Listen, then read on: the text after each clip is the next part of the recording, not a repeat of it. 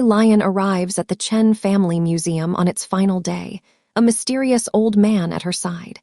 The alliances and rivalries of Purist Street are about to be tested.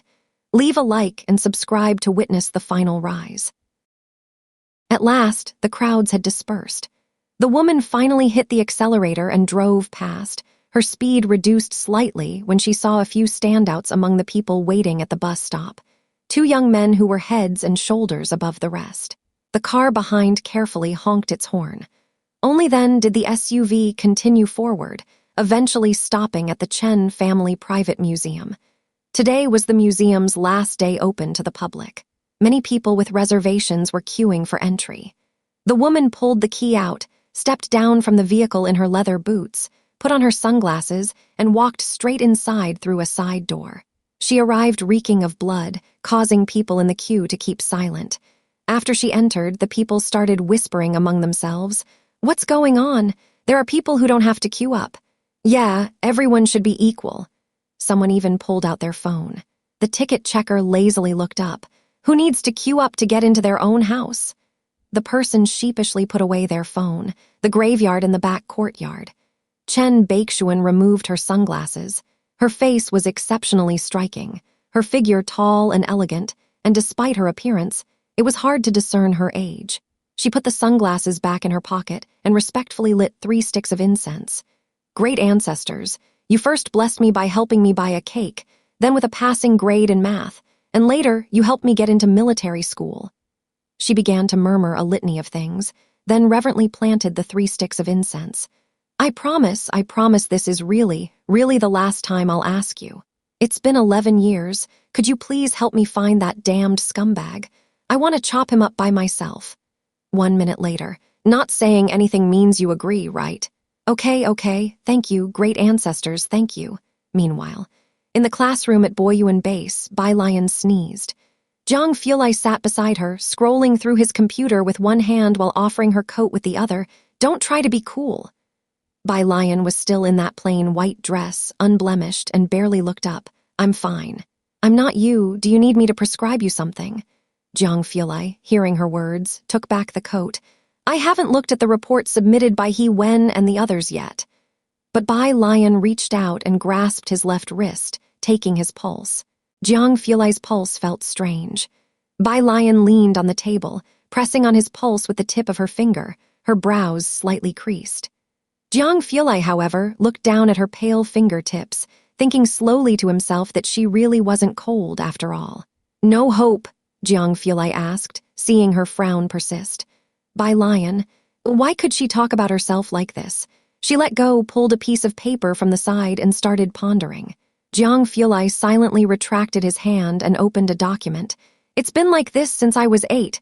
I wilt easily when it gets cold." He described himself like a wilting vegetable.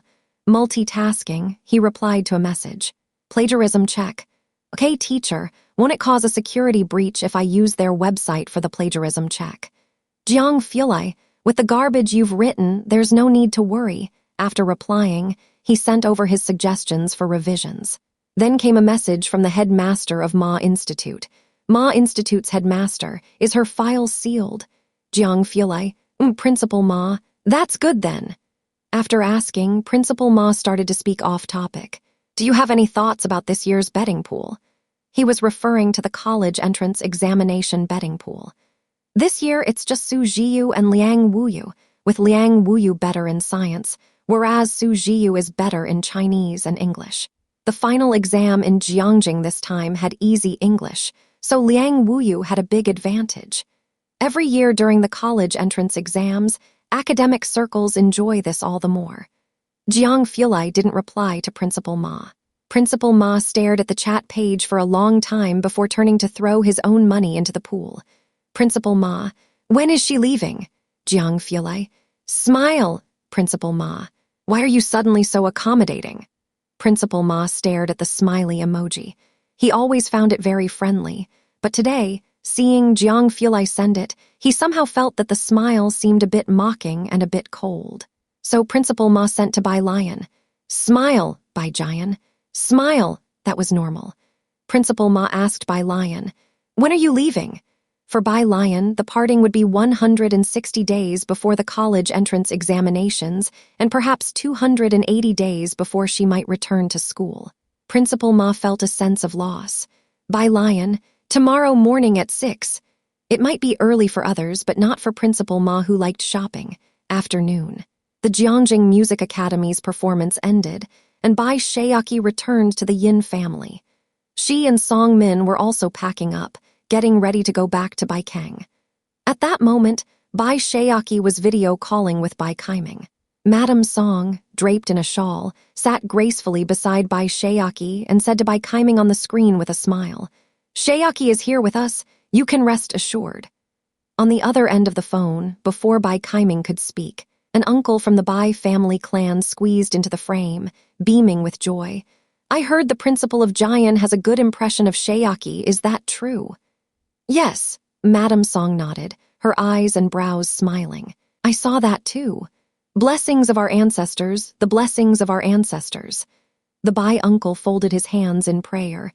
"Shayaki can make it back in time, right? I'll prepare some extra offerings for the ancestral worship. You and your brother will be the main focus this time." Ancestral worship was a major event for the Bai family. Bai Kaiming asked Bai Shayaki, "You're on the 9 o'clock flight tonight, right? You'll just make it in time for tomorrow's ancestral worship." Madame Song glanced at Bai Kaiming on the phone, pausing for a moment as she remembered Bai Lian. "For the ancestral worship, maybe we should let Alien." Bai Lian was at the Boyuan base this time. "I'll have someone pick you up tomorrow." Bai Kaiming cut off Madame Song's words with a darkened face. Although Bai Kaiming took Bai Shayaki and Bai Shayak back home, he never remarried. However, he did not expect Jai Mulan to marry so quickly, and to someone from Jiangjing at that. At this moment, Bai Kaiming had no desire to hear any news about Bai Lian. Next to them, the Bai family uncle did not speak up for Bai Lian. Instead, he reminded Madame Song with a smile, "You might not be aware, but Bai Lian has already been driven out of the clan by us." She walked downstairs. Just then, she saw Yin family's head coming in from outside, and Madame Song asked in surprise, "Big brother, how come you're back now?" The Yin family head hurried over to Madame Song without changing his shoes and asked, "How did it go? You went to the Su family banquet. Did you see anyone there? Did you get the phone number of someone from the Chen family?" Mrs. Song tightened her shawl. "What call?" she asked in surprise as she came down and poured a glass of water for President Yin. "Big brother, drink some water and take your time." President Yin held the cup but didn't drink, just stared at her. "A call from the Chen family." "You mean, that Chen family?" Mrs. Song's heart missed a beat. Others might not know, but Mrs. Song did. Xinjiang district was small, and inside, all places were public or leased land. Only a few families could live there, and the Chen family was one of them. President Yin nodded. Clenching his teacup, his voice carried a tinge of jealousy. "It's about the Su family's wedding banquet. It's all the buzz in our circle. I found out only after asking around that the Chen family was present today. Didn't you also receive an invitation?" He remembered that Mrs. Song came to Jiangjing for the wedding as well. "There are many who want to contact that person from the Chen family." President Yin looked at Mrs. Song full of hope. "What about you?" "The Chen family." Mrs. Song's mind was as if in a haze. They truly managed to invite someone from the Chen family. Chen family. Does Jai Mulan really have such good fortune? "Are you?" Seeing her expression, President Yin had a bad feeling in his heart. Mrs. Song looked up blankly. "Big brother, the wedding clashes with Shayaki's performance. I discussed it with Ammon the day before yesterday and decided not to attend the Su family's wedding banquet, choosing instead to watch Shayaki perform." "What? You?" President Yin stood up, looking down at Mrs. Song, wanting to scold yet not knowing where to start. "Are you? Are you out of your mind? Do you know how rare this opportunity is?" How could Mrs. Song not know how precious the opportunity was? She sat there, regretting so deeply it felt like her insides were knotted. If she hadn't received the invitation from the Su family, it would have been one thing, but to have it and miss the event was where Mrs. Song's deepest regrets and struggles lay. Even another 10 years might not yield an opportunity like today for the Yin family. The next day, just before 5 in the morning, Shen Qing got Jiang He out of bed and draped a coat over him. Jiang He, whose eyes were still not open, simply moved his hands following Shen Qing's actions. "You'll be given airplane meals on the flight later," Shen Qing told him, her own anticipation for the airplane food evident. Jai Shaojun was hurrying them from outside. The Su family was already waiting at the hotel entrance. Jai Heng, seeing that Jiang He's eyes were still closed, said to Jai Shaojun, "You wait for them. I'll go down first." He couldn't keep the Su family waiting. Jai Heng took the elevator down. The hotel was quiet at this hour, with almost no waiting required for the lifts, and within minutes the elevator arrived. Ding, the elevator doors opened. Inside were two people, an old man with a white beard and a middle-aged man by his side. The two were frowning and speaking to each other. Jai Heng hadn't made out who they were.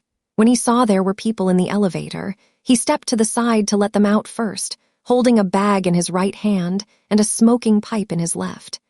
The old man with the white beard stepped out. Jai Heng, passing by him to enter the elevator, noticed the old man suddenly stop, turning shakily to look back, his lips trembling as he pointed at the person inside the elevator. "You." Mew, Jai Heng continued walking without pausing, frowning at the white-bearded old man, and pressed the button for the first floor. Wait. The old man reached out to stop the closing elevator doors, panting heavily. But the elevator doors still closed. Beside the white-bearded man, the middle-aged man supported him. "Dad, what's wrong?" He helped the old man to sit and took a bottle of medicine from his pocket, feeding him a pill. Meanwhile, the display next to the elevator had already changed to loan. Downstairs. Su-en was waiting just at the staircase entrance when the elevator doors opened. He came to take the parcel from Jai Heng's hands. "Why didn't you wait for me to come get you upstairs?" He took a drag, his head bowed in silence. Su-en looked at Jai Heng in surprise. Although Jai Heng had a taste for tobacco, he never smoked in public places, usually only in his hotel room with the window open. What was up with him today? Despite feeling it was strange, Su-en didn't ask. All the Su family members were waiting in the hotel lobby.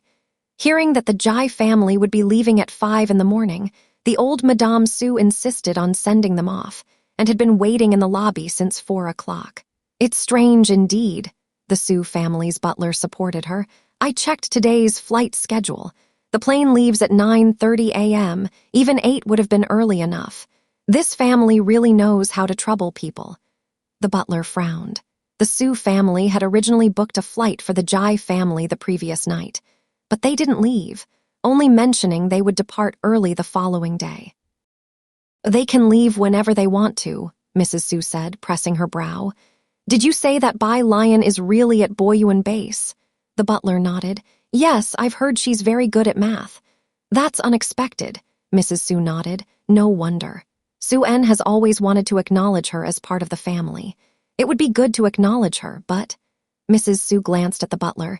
"Jiyu was raised by me since she was little. Even if Bai Lian comes back, her treatment can't be better than Jiyu's." She knew that Su-en had kept a room for Bai Lian. "Rest assured," the butler bowed his head. "Who doesn't know that Miss Jiyu was nurtured by you? Although Bai Lian's grades are good, they aren't higher than Miss Jiyu's." The airport. Mr. Qi and Qi Xian were also waiting early at the entrance. "Mrs. Su, Mr. Su," Mr. Qi said with a smile as he approached them. "Weniao, we finally got to see you, Mr. Jai, hello." Mr. Qi was wearing gold-rimmed glasses and shook hands with Jai Heng, his gaze discreetly moving over Jai Heng, Jai Shaojun, and Shen Qing. Shen Qing dared not meet his eyes and sheepishly retreated behind Jai Shaojun. After the incident with the Chen family yesterday, the Qi family visited the Su family that very afternoon. In Jiangjing, who doesn't know how to judge the winds of change? The district mayor Shen, the Chen family, either of them was someone the Qi family couldn't afford to tread upon.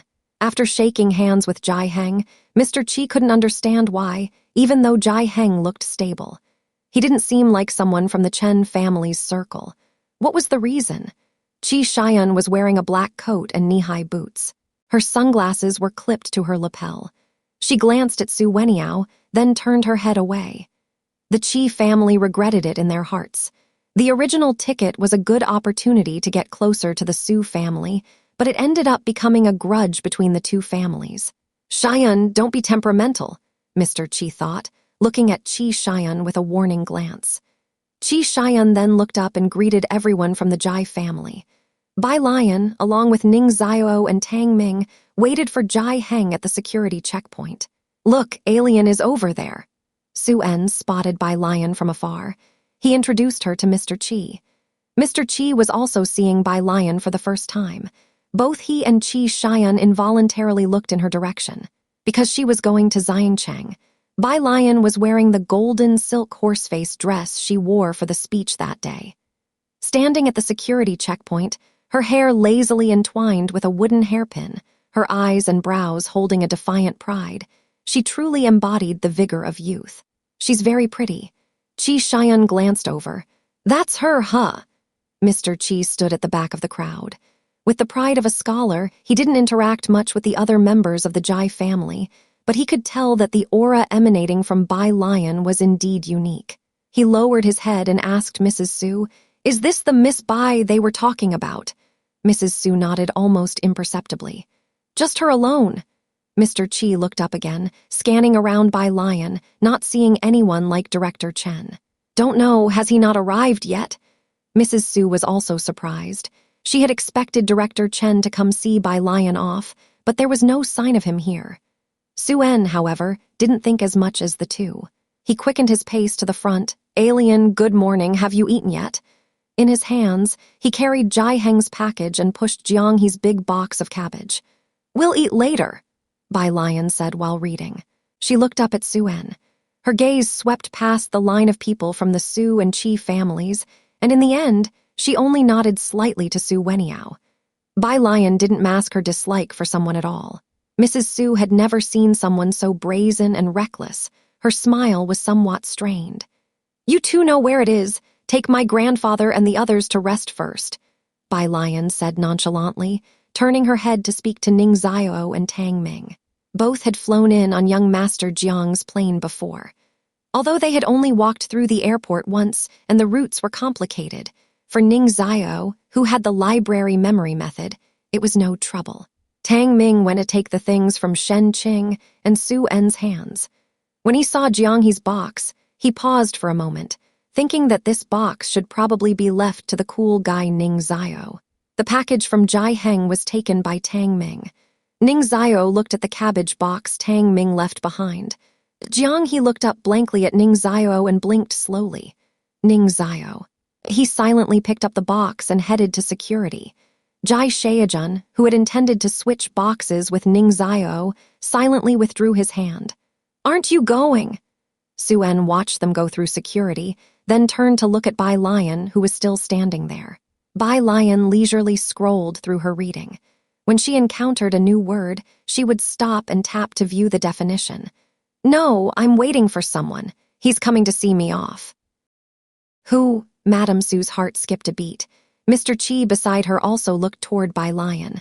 Bai Lian glanced at her. "An old man who enjoys shopping and morning runs." Shopping, old man.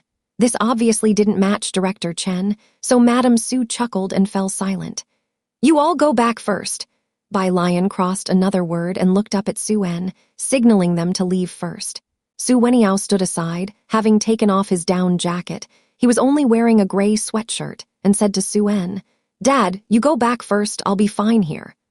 On the second day of his marriage, Su En still had a pile of things to take care of. Su En didn't refuse. "All right, then, alien, I'll head back first. After the new year, we'll come to Xiancheng to see you." Madame Su had thought she might see Director Chen, and since she wasn't there, she had no desire to stay. Su En looked at Mr. Qi and asked, "Shall we go together?" "Let's go." Mr. Qi was also disappointed and then looked at Qi Xian. "Xian, you stay with Weniao." "Dad, I'll go with you." Qi Xian still remembered that Su Weniao hadn't apologized to her. She put on her sunglasses. "I have a paper that I haven't finished yet." Mr. Qi smiled at Su En. "You know I spoil my only daughter. She recently has been writing a paper for Dr. Zhuo and is helping with one of Dr. Zhuo's projects. Now she has to hurry to his lab earlier." Su En knew that when Qi family speaks, they do so with purpose. "Dr. Zhuo? That's Dean Huang's student." Mr. Qi glanced at Su Weniao lightly, then smiled. Not many people know, but Dean Huang was mentored by academician Ma. His eyes swept over Su Weniao and then rested on Bai Lian. Bai Lian was looking down, listening to the words. Her expression was as casual as ever, her eyelashes drooping low. She probably didn't hear or didn't recognize Dean Huang. However, seeing Su Weniao's somewhat surprised look, Mr. Qi finally felt relieved. After the Chen family incident came out, he had been thinking about how to mend ties with the Su family. Now, at last, there was a turn for the better. Even though he hadn't seen Mr. Chen, it was a relief. No wonder. Upon hearing Mr. Qi's words, Madame Su smiled and patted Qi Xian's hand. I knew Xian was capable. Weniao, how about you accompany Xian to the lab to take a look? Right. Mr. Qi took the opportunity to look at Su Weniao. You go with Xian, you're both young. Qi Xian also looked toward Su Weniao. Su Weniao was speaking to Bai Lian, only tilting his head slightly. His eyebrows and eyes were warm and his tone polite. It's Alien's first visit. We still have a lot of things to discuss. He tactfully declined. No one had ever seen him lose his temper. Su-en put his hands in his overcoat pockets, unclear about Su Weniao's thoughts towards Qi Xian. Xian, why don't you stay with Weniao and wait for Alien? Bai Lian would leave at 6, and the person sending her off wouldn't be that late. Forget it, the lab waits for no one. Qi Xian pursed her lips. She gave Su Weniao a glance and then left with pursed lips. Mr. Qi didn't say anything else either. Since they couldn't wait for Mr. Chen, and even Madame Su was leaving, he didn't want Qi Xian to stay and entertain the guests. The entire party left, after everyone had gone. These are our organized notes. Su Weniao talked with Bai Lian about the Boyuan base for a while, then brought out 3 notebooks. One of them is Liang Wuyu's and belongs to Yu. He didn't know how to say the word stolen, and mumbled it a bit. Take a good look when you go back. Su Weniao handed the notebooks to Bai Lian, having heard from Su Jiu that Bai Lian wasn't very good at comprehensive science. Bai Lian took the 3 notebooks, her nerves twitching severely. Especially seeing that one of them was a physics notebook. What if Jiang Fulai saw it? The person sending you off hasn't arrived yet. Su Weniao looked down at the time, 5:40 now. Will you make it on time? Bai Lian looked toward the entrance. A tall, somewhat aloof figure approached, wearing a peak cap and walking at an unhurried pace. He was cold and noble, and the people around him instantly turned into faint shadows that accentuated his presence. Behind him followed an old man who seemed quite spry for shopping. Alarm bells went off in Bai Lian's mind. She stuffed the notebooks into Su Weniao's hands. Hold on to these for a moment. Su Weniao started the car, but was utterly shocked by academician Ma's lament. For a moment, all the inexplicable aspects suddenly connected. Why he was able to get academician Ma's ticket, and even why President Huang would add him. It turned out that everything originated from Bai Lian herself. Could academician Ma value her so much? He had only seen Bai Lian waiting alone at the airport, looking quite solitary, so he decided to keep her company, never expecting to be waiting for academician Ma himself. It was a little past 9 in the morning. The plane landed in Damping City, where Shen Qing enjoyed meticulous care throughout the journey. Getting off the plane, she whispered to Jai Sheijun, "This plane ticket was well purchased with few passengers. Next time we can buy this kind again. Look, Dad's back doesn't even hurt." Jai Sheijun gave Shen Qing a look. With only a few of them, how could it not be few? Obviously, Shen Qing also had no concept of a private plane. Ming Dingheng had brought 2 cars early on to wait for them. Jai Heng, Jiang He, and Shen Qing took 1 car, while Bai Lian and the others took another. The black business car drove onto the new highway from Damping City to Xiancheng. Did they build a new road? Bai Lian, sitting by the window, noticed at a glance that this asphalt road was very new. She sat up straight and rolled down the window. A few months ago, this road was still quite worn out. The journey from Damping City to Xiancheng also took about an hour by car, covering 50 kilometers. The fact that it was now open to traffic within just a few months was quite shocking to Bai Lian. Jiang Fulai glanced at her. There she sat, gazing out of the window, bathed in the charming sunlight that outlined her serene profile. "Lion, you don't watch videos, do you?" Tang Ming scratched his head, sometimes truly doubting if Lian was a cavewoman living atop a mountain. But then he thought about how she didn't use the internet, so it made sense. We've always been known as the infrastructure madmen. Before, we revamped a high-speed train station in 6 hours. Overnight, they replaced the pillars and the deck of an overpass bridge. As he spoke, Tang Ming lifted his chin proudly. As long as they wish, nothing is impossible. Except for some projects that tried to skim off the top, these critical infrastructure projects were not considered fast for these infrastructure madmen. Upon reaching Xiancheng, Jiang Fulai had to go to the lab first. Jai Heng and his group returned to Purist Street to pack up some things before heading to Xinan Community. This year, Jai Shaojun had just bought a house, and the family decided to have the New Year's Eve dinner at the new place before returning on the first day of the lunar year. Bai Lian first went to the school to see Auntie Zhang. With the new year coming up, Auntie Zhang's flower shop was also very busy.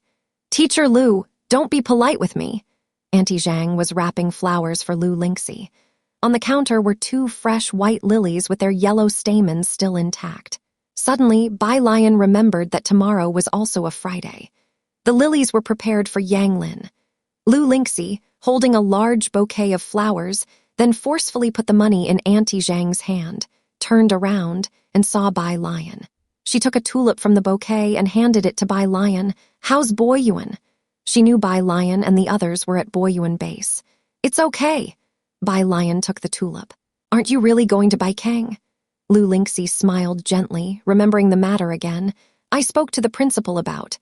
I just came out of Baikeng High School." Bai Lian secretly apologized to Baikeng High School in her heart and then looked at Lu Lingxi. "They asked me to drop out. I don't want to go back." She had a pair of extremely dark eyes, which seemed to shimmer subtly. At the moment, she was staring intently at Lu Lingxi. Lu Lingxi instantly felt the anger of her being expelled and frowned. "About the principal, I'll talk to him." Baikeng High School certainly wouldn't easily give up on Bai Lian, a promising student capable of becoming Baikeng's top scorer. Bai Lian blinked, sending Lu Lingxi off. Only then did she take the bus to the Calligraphy Association. At the end of the year, the Martial Arts School and Calligraphy Association had no students, but the street outside was very lively, as the roads had been renovated and stalls added. Today, everywhere one looked, there were vendors selling lanterns and New Year's goods, with a constant stream of people coming and going. Not too far away, a mall was nearing its closing sale, with a giant red banner promoting investment attraction. "Senior brother, there are so many people here." Ren Wanxuan, visiting for the first time, was amazed by the bustle. Although she had heard from Ren Qian about Xiancheng's development and very successful investment attraction, even a recent high-speed rail line had been allocated, she was still surprised by the level of development. By her side, Qiu Boking was also shocked, his usually indifferent face watching the puppet play in front, where many young men and women were gathered. "The tourism here has become popular," said Qiu's father in a deep voice. "Let's go, I'll take you two inside. Especially you, Boking, don't resist when you see your grandfather. Even if you look down on Xiancheng's Calligraphy Association, don't let it show in front of him." Ren Wanxuan lowered her head to hide the mocking smile in her eyes. Who would dare speak of that in front of Qiu Boking?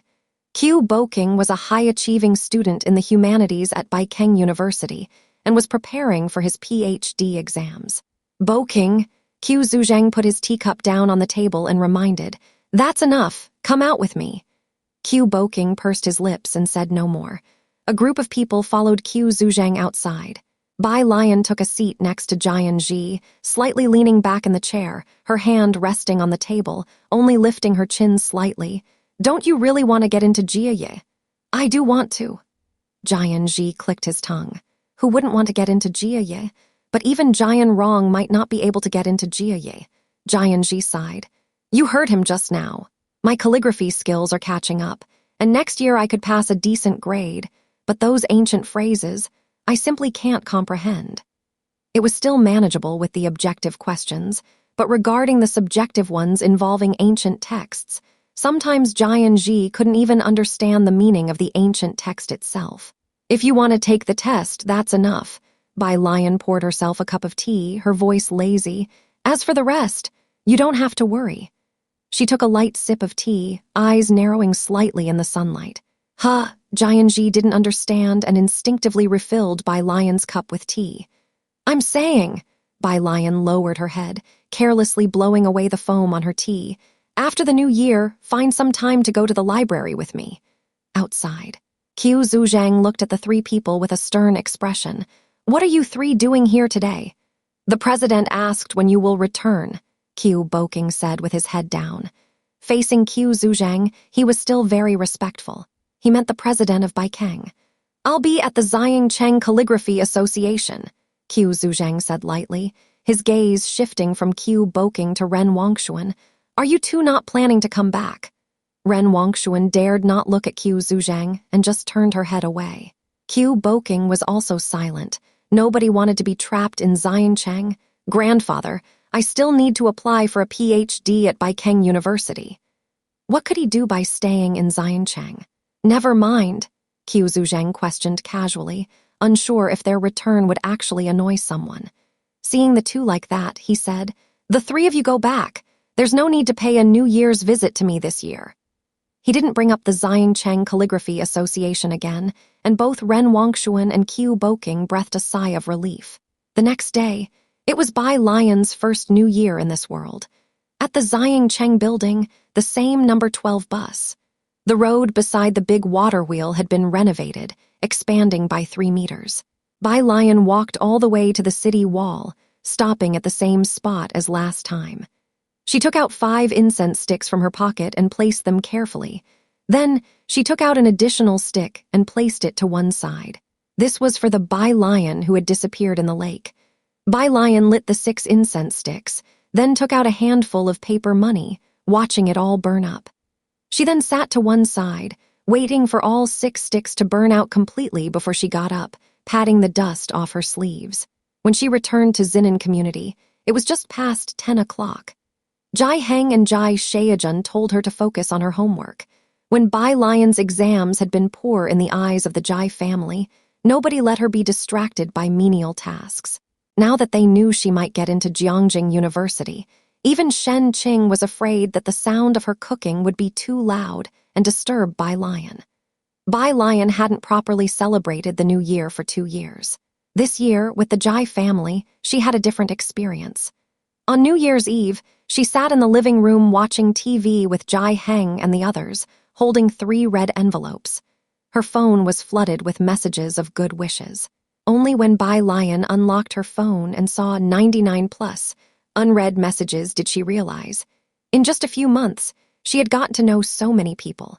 Most of them were classmates from class 15, each of whom she replied to. Only at the end did she swipe to Jiang Fulai's page, with the last message he sent still there, a picture. This year he was celebrating with Jiang He, Ming Dingheng, Kai Yundai, and 2 people from their lab. Bai Lian then sent him a picture of her red envelopes. Approaching midnight, Jai Heng, who couldn't keep his eyes open, went to his room to sleep. The community was filled with the sounds of fireworks and firecrackers. Jai Shaojun went down to set off fireworks and then came up to watch them with Shen Qing from the balcony. Bai Lian returned to her room, where she received a bunch of new messages from those who timed it specifically for the new year. She had just opened WeChat. When a new message popped up, the room Shen Qing had prepared for Bai Lian had a window. She looked down and saw smoke swathing the area below. Cheng hadn't banned fireworks yet, and the excessive fireworks made her feel like she was in a fairyland, completely obscuring her view. Downstairs. When Bai Lian reached the ground floor, Jiang Fulai was standing on the left side of the road, a tall figure. He was dressed in a white shirt, eyes slightly squinting, his demeanor relaxed. The white cuffs were loosely rolled up twice, giving off an unapproachable, keep-away chill, as he still seemed too distant to approach. He fiddled with a silver lighter in his hand. His well-defined fingers pressed the metal switch, and a pale blue flame rose and vanished. "You down here?" Sensing Bai Lian's approach, he turned his head and handed her the lighter. "For the fireworks." The buildings in Xinan community were widely spaced, so Jiang Fulai set up the fireworks in the middle of the road. Bai Lian took the lighter, crouched down to light the fireworks, and asked, "Where's Jiang He?" "He's asleep." Jiang Fulai had deliberately waited for him to fall asleep before leaving the house. Bai Lian gave him a skeptical look, then retreated to Jiang Fulai's side and looked up at the fireworks. The fireworks were silent for a second. The next moment, they shot up into the sky like silver flowers, bursting open in multicolored parachutes that slowly drifted down. Before they completely faded, 3 streaks shot up into the sky, bursting into red, orange, and yellow colors like 3 blossoming roses. "Holy shit, look!" A bunch of people opened their windows.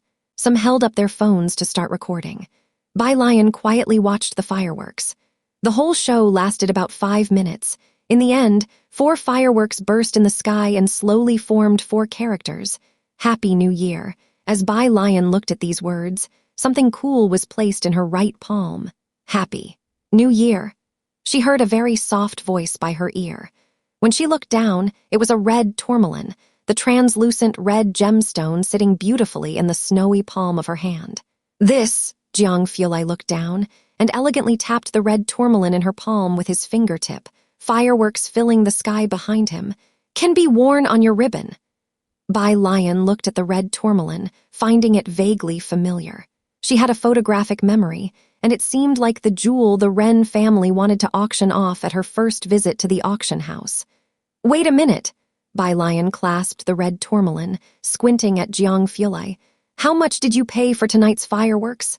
Jiang Fulai. This wasn't unfolding the way he had planned. Would Bai Lian ignore him for 3 days if he said he had spent $1 million? "I don't know," Jiang Fulai spoke indifferently. "It was sent by Jiang Ziju." Far away in Jiangjing, where Jiang Ziju was on time for paying respects at his family's shrine at midnight, he sneezed violently. He quickly knelt down, wondering if the ancestors were displeased with the incense he had carefully selected. The first day of the year, Bai Lian returned to Purist Street with Jai Heng. Whenever they encountered an acquaintance, they would stop. Bai Lian collected quite a bounty of candy and snacks in her pockets along the way. "Happy New Year!" Jai Heng looked up to see the neighbor on the left. The neighbor turned and walked away upon seeing him. Jai Heng, holding his smoking pipe, was taken aback. The neighbor muttered under his breath, "No way I'm playing chess with you during the new year." Bai Lian still didn't know what Jai Heng had done to a group of neighbors before they set off. Hearing the words "playing chess," Jai Heng also entered the yard somewhat sheepishly and dared not speak any further. On the 3rd day of the new year, Bai Lian was in the yard explaining the meanings of words to Jai Heng when she received a call from the principal of Xiangcheng High School. "It's about Bai Kang." The principal of Xiangcheng glanced at the 2 people in his office, speaking in a hushed tone. "People from Bai Kang are here at our school, currently in the office. Do you have time to come over?" "Bai Kang High School." Bai Lian made a pause gesture. Hadn't Lu Lingxi mentioned this to them? Jai Heng immediately got up with his smoking pipe and moved the embroidery frame out without delay. After Bai Lian finished her call with the principal, she turned to see Jai Heng embroidering seriously. "Grandpa, I'm going to the school for a bit." She methodically put on her Bluetooth earpiece and bade Jai Heng farewell. Jai Heng lowered his head slightly. It was only after Bai Lian left that he murmured to himself, quantum entanglement. Q-U-A. What was A again? Jai Heng expressionlessly put down the needle in his hand. Xiangcheng High School. The meeting room. The principal respectfully poured tea for the 2 esteemed guests. The principal of Xiangcheng High School wasn't on the same level as that of Baikang High School. The Baikang High School principal sat upright and proper. He held his teacup, but didn't drink, only watching the Xiangcheng principal. "Where's that student?" Schools compete with each other, too. Last year, when Bai Shayak got into Jiangjing as the top scorer from Baikang, Jiangjing directly allotted 10 app spots to Baikang High School. This year, during the college entrance examination, Xiangcheng High School produced a student who seemed capable of competing with Song Min. No matter who ended up being the top scorer, Baikang High School couldn't let him go to another school. Of course, they didn't believe Xiangcheng High could replace Baikang. "Principal Li, don't hurry. She'll be here soon." The Xiangcheng principal refilled Principal Li's cup, and he lowered his head to check the time. estimating that Bai Lian should be arriving soon. I'll go downstairs to receive her. Bai Lian had never been to the meeting room before, and he wanted to take the opportunity on the way to persuade Bai Lian to thoroughly consider it. As soon as he left, Principal Li and the teacher of Baikeng International class discussed in whispers, "We must get him to our school, no matter what." The two had assumed the top student was a boy. It was mainly a preconceived notion, as apart from Bai Shiaki, they had not seen any female students among the top 10 in the science subjects. 100,000 yuan in scholarship money, and if she gets the top score, 800,000 yuan in a grant for education, plus extracurricular coaching from a teacher from Jiangjing. The teacher of the international class knocked on the table while looking at the surrounding campus environment. He will definitely not refuse. Baikeng had also brought their school's sincerity this time. The principal and the teacher of the international class came to personally invite, just to persuade him. Who in Xiangcheng wouldn't want to climb out of this place, with only its shabby train station? Today, many roads were still under construction, causing both visitors much inconvenience. Principal Li also felt that there was no way the other party would refuse, and even after all this time, he still wanted to exclaim, "A full score of 150 in mathematics! Who on earth can achieve such a feat?" Such a prodigy had never been seen before, even in the IMO competition. It's like a comet streaking across the sky. The international class teacher squinted, eyes glued to the meeting room door. This student had even more potential than Song Min, and only lagged slightly in the sciences. With a little better mental state during the exam, she might be able to compete with Song Min for the top spot once more in Baikeng. Now, they dared to only dream that this person could compete with Song Min for the Baikeng top score. It was less than 5 minutes before there were voices of conversation outside the door. Both visitors subconsciously straightened their clothes.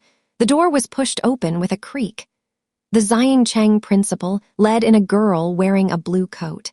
In her right hand, she carelessly twirled a stack of fur papers. The Xiangcheng principal introduced her with a proud tone.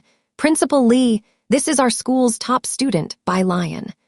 Bai Lian's grades had grown under the watchful eyes of the whole grade's teachers, from the first score of 450 to now 692. Principal Li had only gotten to know Bai Shayak in the past 2 years of school. In the following year, he only remembered Song Min and Bai Shayaki. As for Bai Lian, he might have heard of her, but why would he particularly remember such a student? At this moment, was he just surprised that the student who had scored 1 point higher than Song Min was actually a female student? Next to Principal Li, the international class teacher stared blankly when he saw Bai Lian's face. Bai Lian had been in the international class before, and the very first time he saw the name Bai Lian, he was very displeased. At first sight of Bai Lian, he immediately remembered her. The teacup in his hand was knocked over in shock. "You!" Bai Lian. The Bai Lian with 150 in mathematics and a total score of 692. He was somewhat bewildered. Was this the Bai Lian that he had driven out of the international class to the liberal arts class?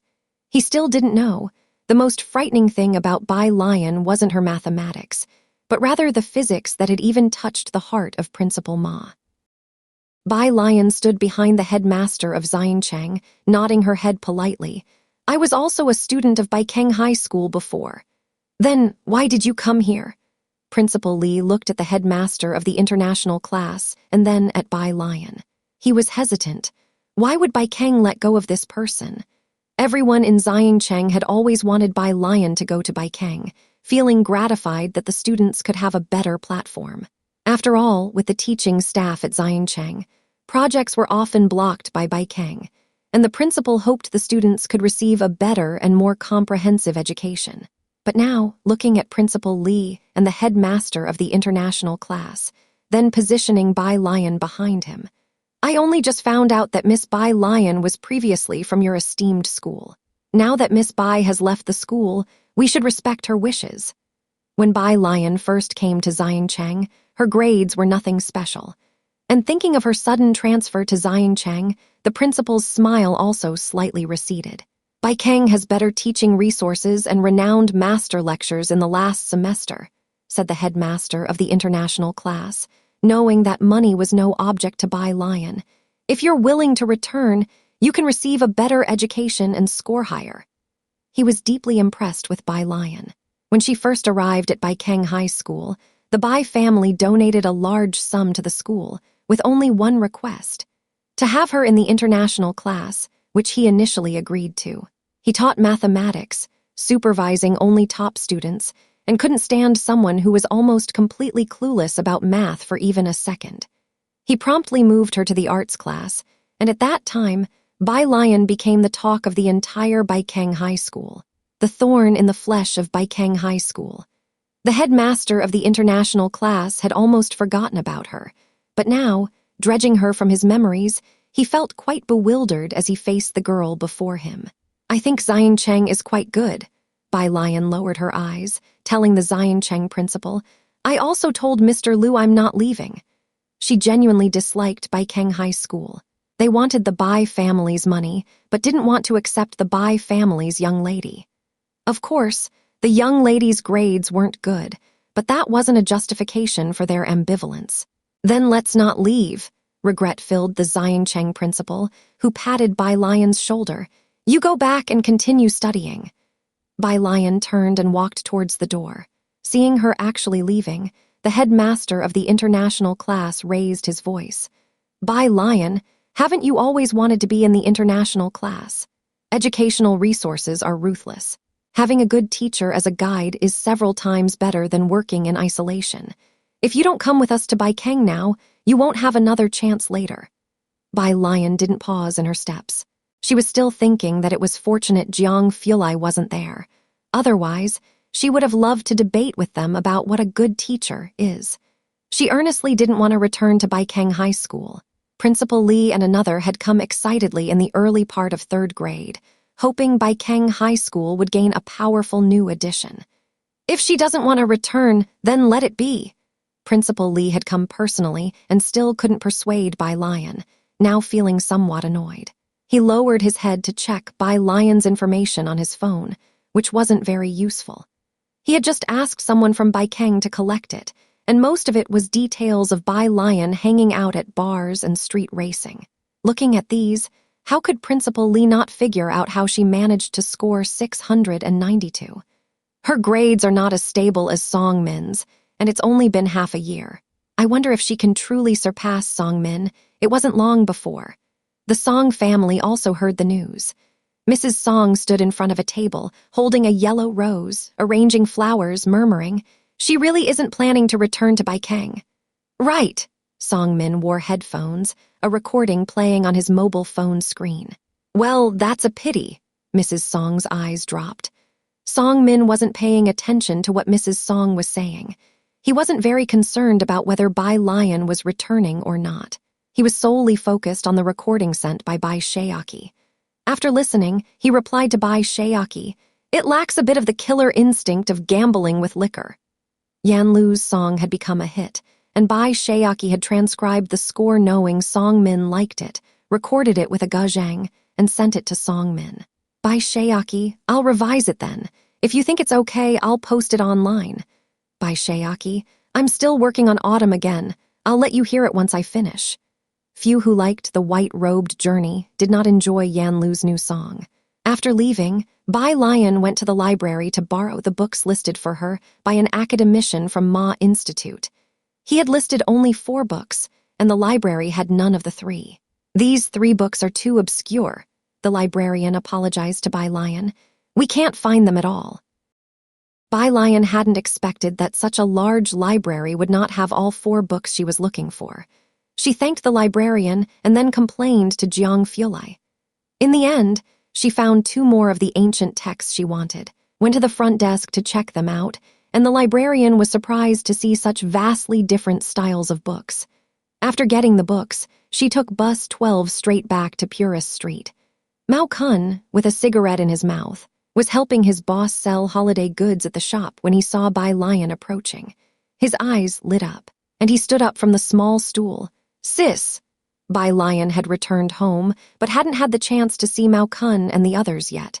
Mao Kun immediately began to report the recent events to Bai Lian. At the same time, at the intersection of Purist Street, A car slowly stopped. Ren Qian and his group got out. Ren Wanxuan sat together with Ren Qian, her brow furrowed tightly. This was the first time Ren Qian was visiting the Jai family for the Lunar New Year. Jai Sheorong and Ren Jiawei got out of the car in front. Jai Sheorong immediately spotted Bai Lian in front of the small convenience store, talking with a blonde guy. "Your niece!" Ren Jiawei saw Bai Lian following Jai Sheorong's gaze. As soon as Ren Jiawei spoke, Ren Qian also saw Bai Lian. "What's she doing over there?" Ren Jiawei earned a lot, but Jai Sheorong always lived a simple life. Even the branded clothes Ren Jiawei bought him, he wore just like any other clothes. Ren Qian looked at Ren Wanxuan, and Ren Wanxuan pursed her lips. It just rained the day before yesterday. She was wearing new clothes today, and the stone-paved streets of Purist Street could be so muddy that one wrong step would cause dirty water to splash. She was already annoyed being here, and did not want to stay with Bai Lian even a second longer. "Forget it." Ren Qian glanced at the blonde guy beside Bai Lian and didn't pressure Ren Wanxuan. "Did you say someone from Baikeng was coming today?"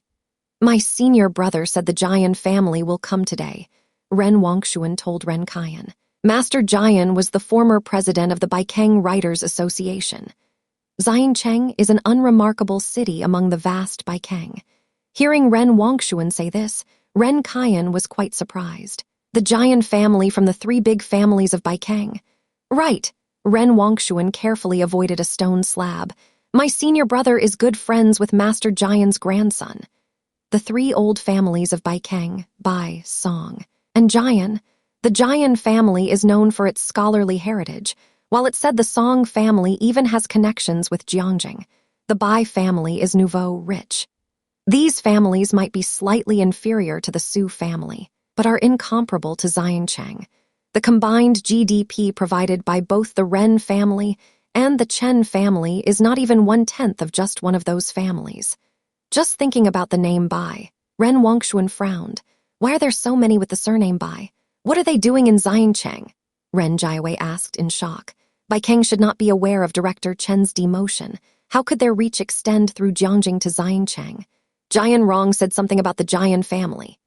Ren Wanxuan was about to continue when she heard Bai Lian talking to Jai Sheijun from behind. She stopped talking and said no more. Ren Qian did not urge Ren Wanxuan to continue, as this was not information just anyone could be privy to. In other words, the news of the Jian family coming from Baikeng. Ren Wanxuan and Qiu Boking were the first to know. Even Chen Zhu and the others would have to exchange favors to inquire about it.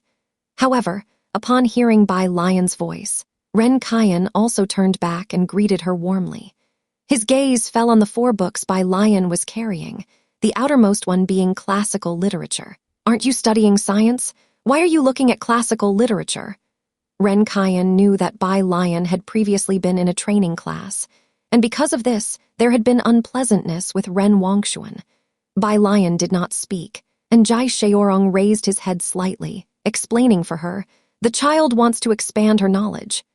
Ren Qian nodded approvingly, "But as a high school senior, you should still focus on your studies." Ren Qian had not notified Jai Heng in advance that he would visit for New Year's greetings. Jai Heng was also caught unprepared. He wanted to call Jai Sheijun and Shen Qing back home to prepare a meal. As soon as Jai Sheorong entered, he went straight to the storage room to help clean. Ren Qian stopped Jai Heng, who was about to make a call. "I'm just here to pay a New Year's visit, and I have to get back to other things later," he said, shifting the topic. "So President Su is not coming back for now?" Ren Qian looked at Jai Heng's courtyard. No major new additions had been made. Neither Jai Sheijun nor Jai Heng had bought a car yet. "He's busy," Jai Heng said gruffly, as indeed the Su family had enough on their plate. Due to events in Xiancheng, Su En gained most of the decisiveness in the Su family, and also because of the Chen family, the Sus received many offers. "Is that so?" Ren Qian changed the subject. He looked at Bai Lian. "Do you have time to come over to the Ren family for a meal on the 5th day of the new year?" Bai Lian: "No time." This was not a lie either. According to President Jian's words, they would fly to Baikeng on the 4th day of the lunar year, and should be in Xiancheng by the 5th. As she said this, Ren Wanxuan did not believe her and just glanced at Bai Lian's back. Starting from the first day of the Lunar New Year, the Ren family had a stream of subordinates coming to pay New Year's greetings to Ren Qian. Today's visit to the Jai family was just a spare moment for Ren Qian. As for the Jai family, looking at this desolate courtyard, who would come here to pay a visit? Indeed, no time. Jai Heng also looked up at this moment, speaking on Bai Lian's behalf. We have guests visiting on the 5th, and preparations today are rushed. If you have time on the 5th, you can come over for a meal. Aside from a few neighbors, the visitors to the Jai family would be Jai Sheajun students. And then there was Director Chen. With Su En temporarily unable to return, Ren Qian would not come over for a meal either. He smiled, but did not echo the offer. When Bai Lian returned to her room to put away the books, her phone rang just as she put them down. It was a contact saved as Chinese letter. My godmother's phone can't go through, and I'm not at Baxter Street. Do you have time to help me see what's going on? She had added this contact at Granny Wang's place. The two of them rarely contacted each other. Seeing this message, Bai Lian frowned and stood up. She replied with a 1, put on her coat and left. Jai Heng never asked where Bai Lian was going, but as soon as Ren Qian saw her, he greeted her warmly. Where are you going? Do you want Wanxuan to accompany you?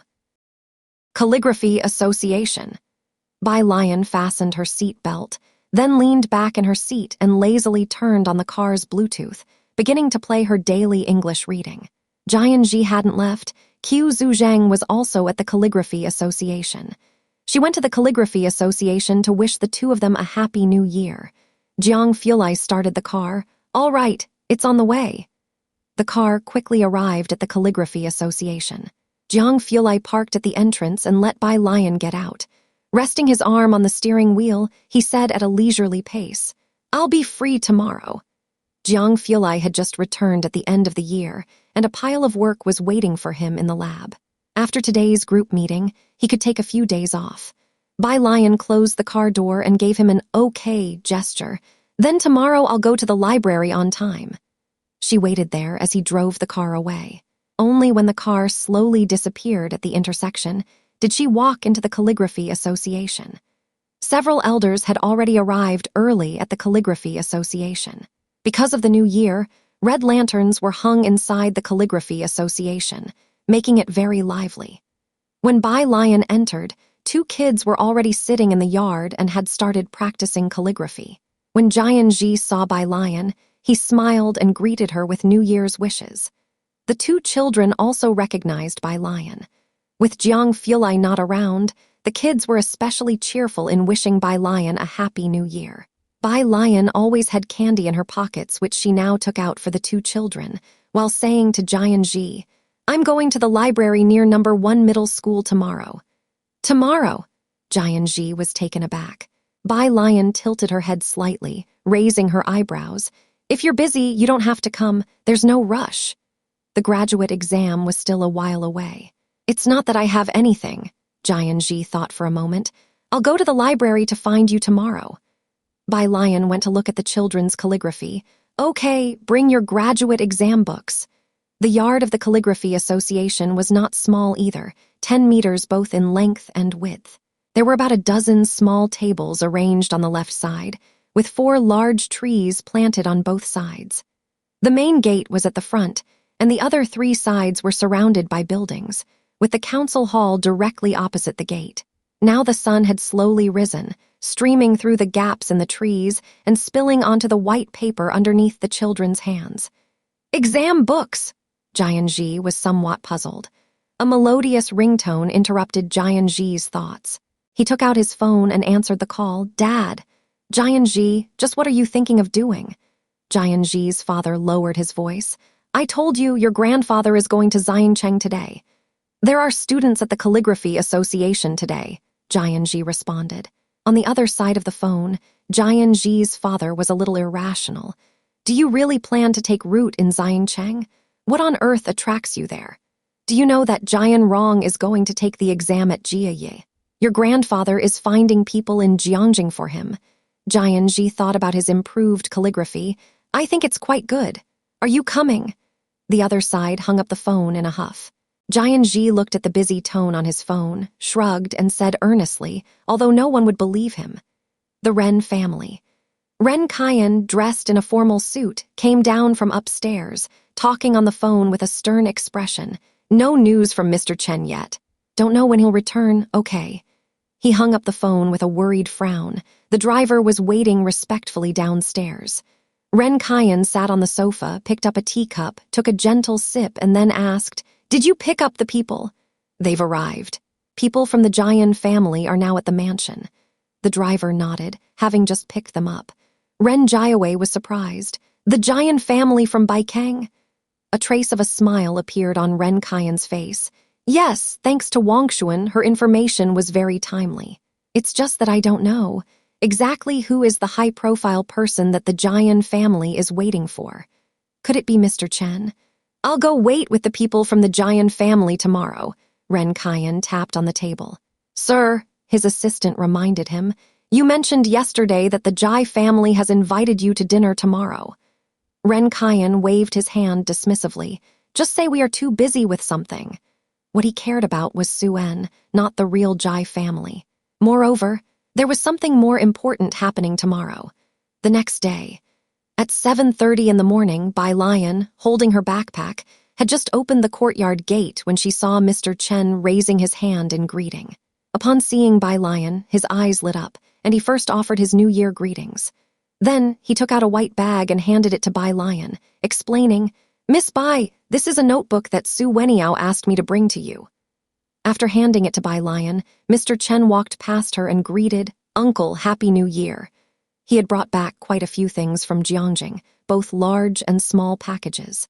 Bai Lian looked down and through the semi-transparent bag could vaguely see the black physics notebook inside. It's incredible. It even followed her here. In Xiancheng Library, Jian Ji had already arrived. He sat in his seat, feeling nervous as he watched the two study machines opposite him tackle incomprehensible problems. Bai Lian had long told Tang Ming to meet Jian Ji and save seats for them upstairs. It wasn't until he saw a white figure appear at the stairway entrance that Jian Ji finally let out a sigh of relief. Bai Lian placed her backpack next to Jian Ji and quietly pulled out a chair to sit down.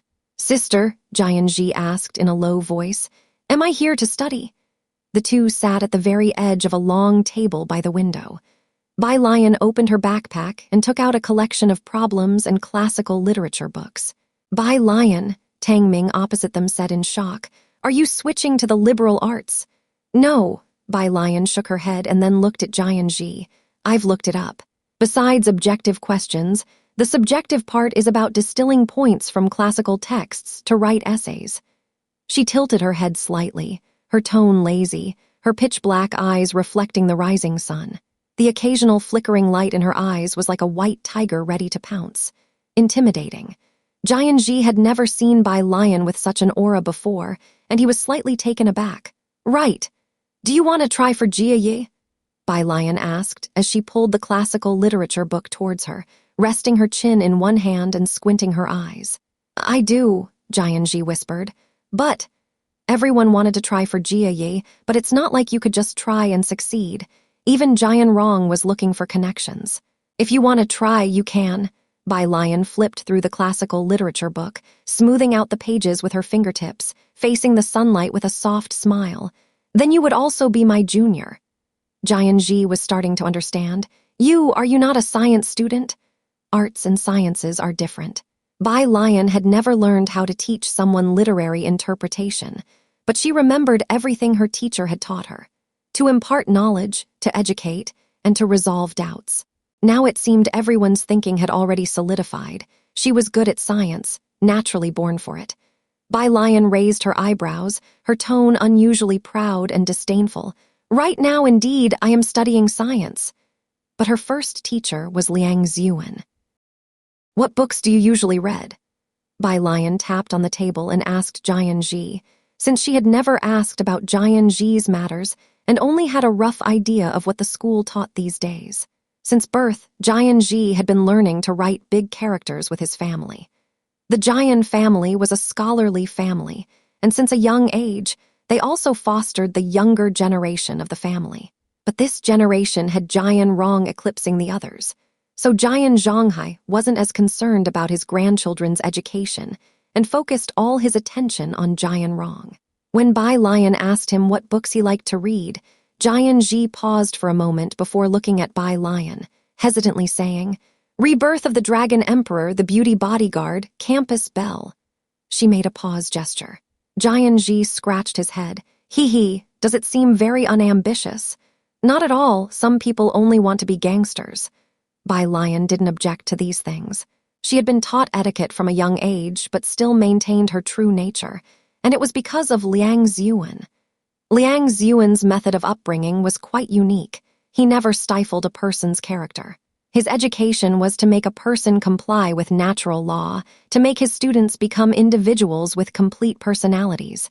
She was just struck by the word rebirth. Were there really such books?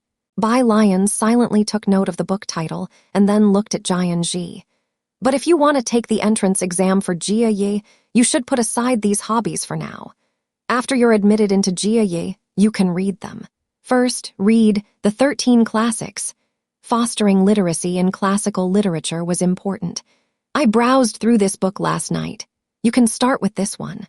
Bai Lian didn't know how well Jian Ji did in his university studies, but since he wanted to take the entrance exam, he must have some basic skills. You need to have a good grasp of Old Chinese phonology, syntax, and semantics, so you can read literature. If there's something you don't understand, ask me. Similarly, modern Chinese is also an art. Fortunately, the Bai Lian of the past had left her with precious memories of 19 years, and with her own memories of 23 years in ancient times, she possessed a breadth of knowledge and worldly experience that few could match. Jian Ji took the classical Chinese book Bai Lian handed him. Quite surprised. Most people think that classical literature entrance exams are quite easy nowadays, but in reality, while objective questions aren't difficult, subjective essay questions are extremely tough. The question Jian Ji did yesterday was, one should devise good methods to invigorate one's tactics. Such questions test a student's literary foundation as well as their breadth of knowledge. Jian Ji didn't expect Bai Lian to have actually done the research. He lowered his head and began to read seriously. About 10 minutes later, 2 figures, one large and one small, walked up the stairs at a steady pace. The leading figure with long legs, although walking slowly, had a wide stride. The little figure behind him was climbing the stairs with difficulty, trying hard to keep up with his pace. Suddenly, Jian Ji noticed that the 2 people sitting across from him had straightened up. Before he had time to ponder why, a cold and deep voice suddenly came from overhead. "What's he doing here?" Jiang Gongzi. Jian Ji slightly raised his head and saw Jiang Fulai standing next to Bai Lian, hand resting on the back of the chair, casually looking at him. Jian Ji felt a tingle in his scalp. He never imagined he would run into Jiang Fulai in the library. He wanted to stand up, but Jiang Fulai gestured for him to stay. "Here to read books," Bai Lian spoke softly. "He's preparing for Jia Yi." Jiang Fulai pulled out the chair next to Bai Lian and sat down, looking over at Jian Ji for a moment before resting his gaze on the language book. "Keep it up." He quietly uttered these 2 words.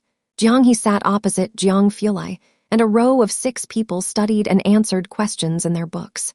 Occasionally, Ning Zio would ask Jiang Fulai about a question.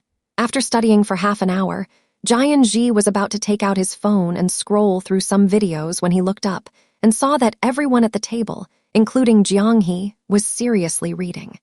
He silently put down his phone and continued to read, feeling like it had been a century. When he looked up again, the 5 people beside him were either reviewing summaries or doing problems, and not doing anything else. Jian Ji looked down at the time on his phone. Had it only been an hour? It was his first time studying with such exam-obsessed maniacs, and the whole morning felt surreal to Jian Ji. "Bai Lian, have you finished the comprehensive science test paper?" Ning Zio asked about the winter vacation homework, the expansion papers issued by the school. "Done with it." As Bai Lian was working out a problem, she had Jiang Fulai help her take it out. Her backpack was hanging on the back of the chair. Jiang Fulai casually pulled it open. Bai Lian's backpack was very neatly organized, filled with papers and a collection of questions, and he took out the bundled papers that were clipped together. But wait, what's this? 3 notebooks. Jiang Fulai handed the papers to Ning Xiao, then tapped Bai Lian on the shoulder. "Classmate Bai Lian, what are these?" he asked. Bai Lian's hand, which was writing the symbol alpha, paused mid-arc. An alarm bell rang in her head. Notebook. "This!" Bai Lian took out 3 notebooks, 3 of them written by 2 people, physics by Su Weniao and biochemistry by Liang Wuyu. "I prepared the physics one especially for Zhang Shai's," she said calmly. She indeed needed the chemistry and biology. As long as it didn't involve physics, then everything was negotiable. Jiang Fulai glanced at the physics notebook. Can he understand it? The notebook and error collection from a Jiangjing University physics department ace. Even Ning Xiao would need to study it seriously. Give it to him first. Bai Lian found a good home for the notebook. Even if he doesn't understand, Kai Lu will tell him. Jiang Fulai reluctantly believed her. After studying until the afternoon, Bai Lian and Jiang Fulai went back to Purist Street for a meal. Some of the things that Director Chen had in the morning were prepared by Jiang Fulai, who went early to worship the tree god with Jai Heng and others. And at noon, there was a vegetarian feast at the tree god temple. They didn't go back. In the evening, Jai Heng and Jai Shaojun prepared the meal and reminded Bai Lian and Jiang Fulai to come back for dinner. 5 o'clock in the afternoon, Jian Ji exited the library with light steps. He, who got into Baikeng University through an arts exam, had never studied this seriously even in his senior year of high school. Only after Bai Lian and Jiang Fulai got into the car did he ask Tang Ming, who was beside him, "Do you study every day from 8 until now, without a single break in between?" "Not exactly," Tang Ming shook his head. Jian Ji breathed a sigh of relief. "I get up at 6 every morning to memorize English." Tang Ming shared his schedule with Jian Ji. "Then I come to the library at 8 and go back at 5 in the afternoon. After dinner, I do the school's basic question bank until midnight. That's considered early. Ning Xiao and Sister Lion seem to sleep at 1. As he spoke, Tang Ming frowned. "No, I have to stay up until 1 tonight as well. There are just over 150 days left." Jian Ji. How did they manage that? Jian Ji felt he was already quite amazing after focusing for 2 hours. If it weren't for Jiang Fulai sitting next to him today, he'd probably have spent at least 2 hours on his phone. He asked cautiously, "Which university are you 2 seniors in high school planning to apply to?" Ning Xiao. "Jiangjing University." He answered with a lot of confidence this time. Jian Ji, who even found it difficult to dream of attending Jiangjing Art University. Isn't it? In this Xiancheng, why does it seem like everyone who comes by can attend Jiangjing University? Did Jiangjing University become as common as cabbage? Wouldn't this be among the top 10 even in Baikeng? Jian Ji began to doubt his life choices. Who exactly were Bai Lian and her 2 classmates? He carried his book and took out his phone, playing a racing game on his way to Xiancheng train station. His grandfather, Jian Zhonghai, was still waiting there to pick someone up. Xiancheng train station. It has been renovated, but the foundation is old, and the train station still looks rundown. The new South Station is under construction and will connect to the high-speed rail. Ren Wanxuan frowned as she stepped on the ground, following Ren Qian out of the car, very curious. "Grandpa, is the old president really waiting here in person?" "Yes." Ren Qian had already seen a large group of black-suited bodyguards up ahead. He hurried over and greeted the man in the center, Jian Zhonghai, with great politeness. "President Jian, the person you are waiting for hasn't arrived yet." Jian Zhonghai was not only the former president of the Baikeng Writers Association, but everyone who had reached this position knew. Becoming president meant holding multiple positions, like vice chair of the Baikeng Political Consultative Conference, the head of the Department of Literature and Art. The efforts of the Jian family for generations were not something any ordinary family could match, especially since they were from Baikeng. Jian Zhonghai had silver hair, donned a gray coat, and his forehead bore 3 deep wrinkles. Intellectuals often held each other in contempt, and he glanced at Ren Qian, speaking succinctly. "His train is at 7 in the evening." Jian Zhonghai got the information from the people he had arranged. In actuality, After his elder brother left home, he never returned to the Jian family, and even seeing his brother was difficult for him. Who could have known that without the Jian family's protection, the other could still make it step by step and eventually become the sect leader of the Jiangjing Bureau of Literature and Art? The Jian family repeatedly asked him to come back, but he ignored them. This time, Jian Zhonghai was not even sure whether his brother would meet him. Listening to Jian Zhonghai, Ren Qian felt a tumultuous surge within him.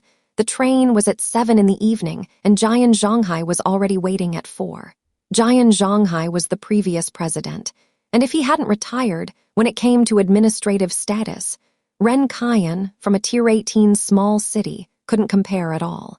Even if he had retired, the connections he still held were something Ren Qian coveted a great deal. To have Jian Zhonghai waiting here so early. Who could be the VIP that Jian Zhonghai is waiting for? He felt even more fortunate that he hadn't gone to the Jai family today. I have prepared a dinner for you and your distinguished guest. Ren Qian handed a gift list to Jian Zhonghai. Please see if there is anything your guest might not like. It's not easy for someone like Jian Zhonghai to come to Xiancheng. Recently, Ren Qian's power had become more dispersed, and the items he had prepared for Jian Zhonghai were extremely rare. Jian Zhonghai looked it over, and his attitude towards him improved significantly. Ren Wanxuan and Qiu Boking stood aside, unable to say anything in such a situation. The few people were just talking. Jian Ji appeared from behind the crowd. When Ren Wanxuan saw Jian Ji, she was shocked. What are you doing here? Did Qiu Zuzhang let something slip? She couldn't help but look at Qiu Zuzhang, frowning. Did Bai Lian also know? Jian Ji just walked forward, stopping beside Jian Zhonghai. Grandfather! Grandfather? Jian Zhonghai's grandson. Ren Qian and Ren Wanxuan were dumbfounded. How could a member of the Jian family appear in Xiancheng? Jian Zhonghai had 2 sons and 2 daughters, and several grandchildren. Among them, Jian Rong was his favorite and had been cultivated by his side since childhood. As for Jian Ji, from childhood, he had been hiding comic books under the bed. Jian Zhonghai had scolded his family extremely harshly. He glanced at Jian Ji without saying anything. Jian's father pulled Jian Ji aside and scolded him in a low voice. Your grandfather arrived yesterday. How come you are only here now? I went to the library with Sister Bai. Jian Ji spoke up. Sister Bai is very impressive. I think her calligraphy. Although Bai Lian was 2 years younger than him, they were used to calling her sister. He tried to promote Bai Lian to his father. Jian's father interrupted him, not caring who Sister Bai was, and just coldly looked at Jian Ji. Can't you make some normal friends? Look at Jian Rong's friends, then look at yours. Never mind that, can't you tell the difference between your grandfather and other people in importance? Isn't Jian Rong also not here? Jian Ji didn't want to argue about this with his father. He looked around and didn't see Jian Rong. You think you are like Jian Rong? Jian's father lashed out again. He is studying in the mansion, waiting for your elder uncle. Your grandfather will personally take him there. Jian Rong was the hope of the Jian family. His matters were of utmost importance. How could he possibly be here? If Jian Rong could go, why couldn't he? Jian Ji was very unsatisfied. He decided to go back and study for 4 more hours that night. Meanwhile, at the Jai family, Jai Heng was playing chess with Director Chen. When Director Chen saw Jiang Fulai, he quickly got up and with teary eyes offered his seat. Sir, would you like to play a few games with Uncle Jai? I'll go help in the kitchen.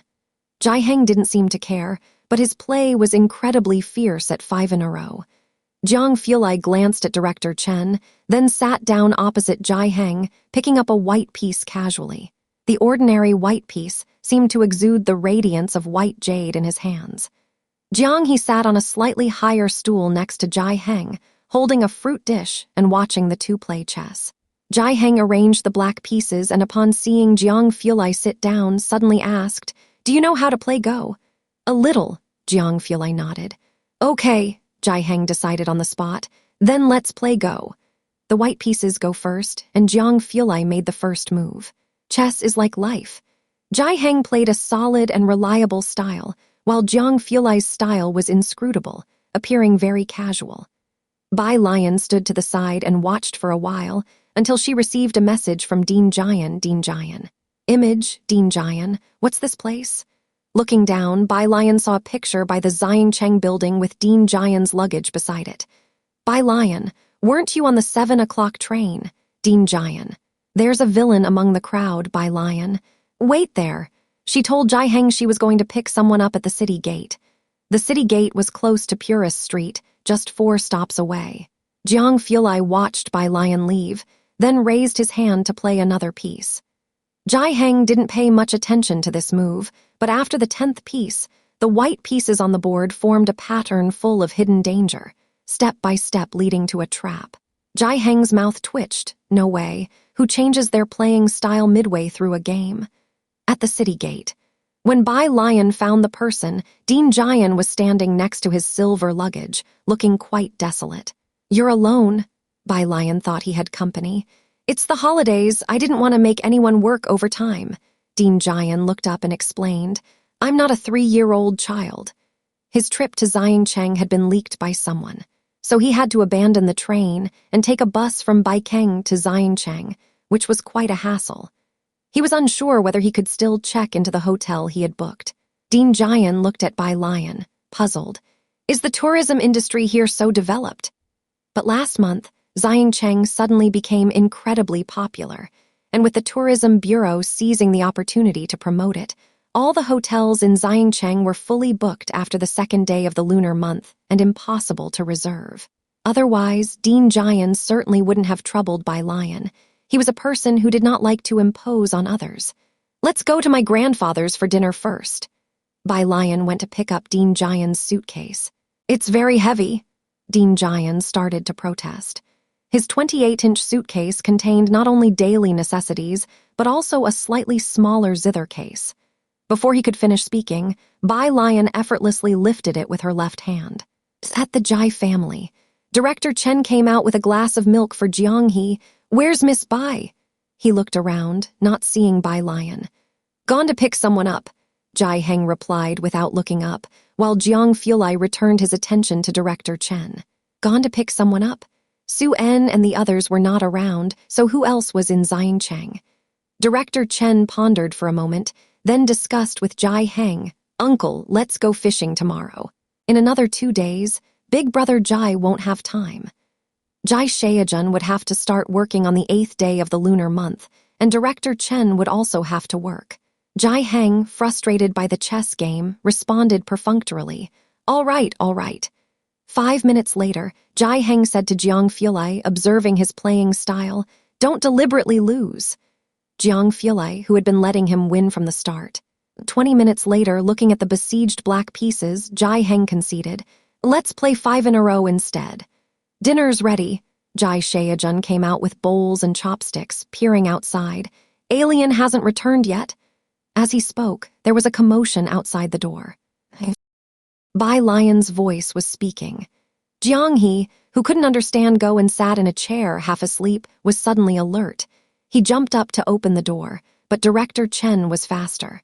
Holding his chopsticks, he came out, walked to the gate, and opened it. Miss Bai.